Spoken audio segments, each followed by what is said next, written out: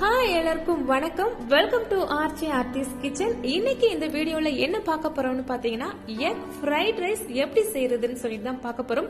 சிம்பிளா நம்ம வீட்ல இருக்க வெங்காயம், மிளகாய் இதெல்லாம் வச்சு மட்டும் எப்படி எக் ஃப்ரைட் ரைஸ் செய்யறதுன்னு தான் பார்க்க போறோம். சிம்பிளா ஒரு 5 to 10 மினிட்ஸ்ல எப்படி எக் ஃப்ரைட் ரைஸ் செய்யலாம்னு பார்க்கலாம். அதுக்கு ஃபர்ஸ்ட் நமக்கு தேவையானது பாயில் பண்ண ரைஸ், நல்லா வேக வச்சு உதிரியா இருக்க ரைஸை நமக்கு தேவையான அளவுக்கு எடுத்துக்கலாம். நான் இன்னைக்கு ஒரு பவுல் ரைஸ் எடுத்திருக்கேன்.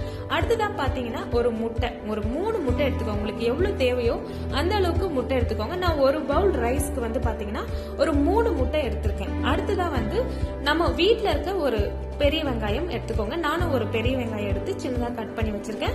2 மிளகாய் எடுத்து கட் பண்ணிருக்கேன். வெள்ளைப்பூண்டு கொஞ்சம், உப்பு, பட்டர் நீங்க தேவைன்னா சேர்த்துக்கலாம், தேவையில்லைன்னா விட்டுலாம். அடுத்ததா பாத்தீங்கன்னா நம்மளோட எக்கையும் சாதத்தையும் நல்லா மிக்ஸ் பண்ணிருங்க. மிக்ஸ் பண்ணும் போதே அதுல தேவையான அளவுக்கு உப்பு போட்டு நல்லா மிக்ஸ் பண்ணிருங்க. அடுத்ததா நம்ம எப்பவும் போல எண்ணெய் போட்டுட்டு, எண்ணெய் காஞ்சதும் அதுல ஒரு கொஞ்சமா கடுகு போட்டுட்டு நம்ம இப்ப கட் பண்ணி வச்சிருக்க வெங்காயத்தை அதுல சேர்த்து நல்லா வதக்கிடுவோம்.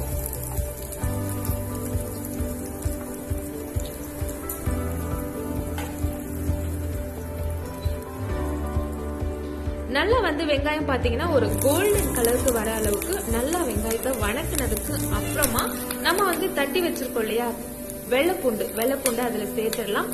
அதே போல நம்ம கட் பண்ணி வச்சிருக்க சின்னதா கட் பண்ணி வச்சிருக்க மிளகாயும் அதுல சேர்த்து நல்லா வதக்கிடலாம்.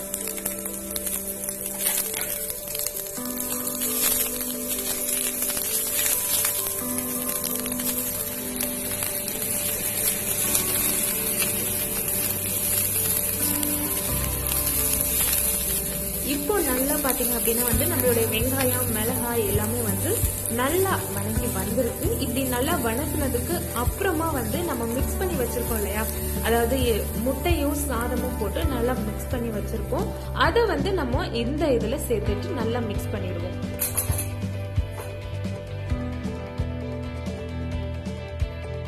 ரொம்ப ஹீட் வச்சுக்க வேணாம், ஒரு லைட்டான ஹீட்லயே வச்சு நம்ம நல்லா மிக்ஸ் பண்ணி நல்லா வதக்கிட்டே வருவோம்.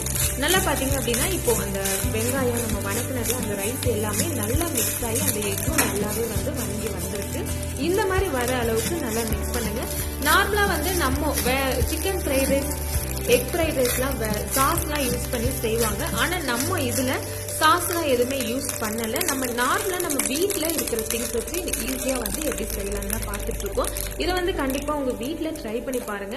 ரொம்பவே நல்லா வந்திருக்கு. நம்ம நல்லா வணக்கினதுக்கு அப்புறமா நீங்க யூஸ் பண்ணி பாருங்க.